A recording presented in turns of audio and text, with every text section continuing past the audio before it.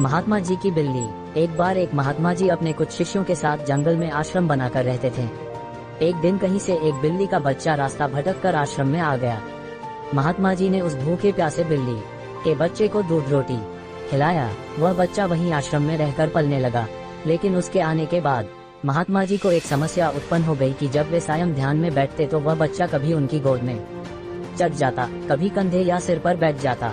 तो महात्मा जी ने अपने एक शिष्य को बुलाकर कहा, देखो मैं जब सायं ध्यान पर बैठूं, उससे पूर्व तुम इस बच्चे को दूर एक पेड़ से बौधाया करो। अब तो यह नियम हो गया।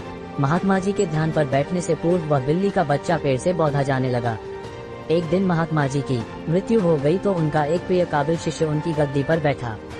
वह भी जब ध्यान पर बैठता तो उससे पूर्व बिल्ली का बच्चा पेड़ पर बौधा जाता।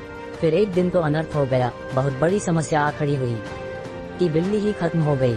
सारे शिष्यों की मीटिंग हुई। सबने विचार विमर्श किया कि बड़े महात्मा जी जब तक बिल्ली पेड़ से न बौधी जाए तब तक ध्यान पर नहीं बैठते थे।